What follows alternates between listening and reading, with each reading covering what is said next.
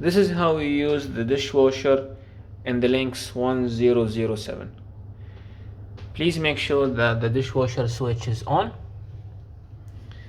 You simply can open the dishwasher. You either can put your capsule here by clicking on this again, or if you want to use the dishwasher liquid, you can put it here. Then close it. You insert whatever you want to wash. You close the door.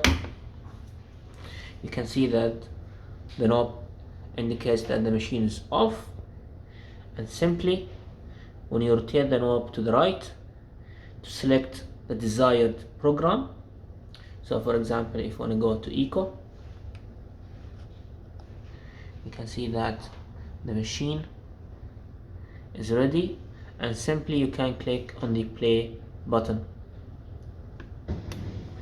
and the machine will start. To cancel, you need to hold the same button again for 3 seconds.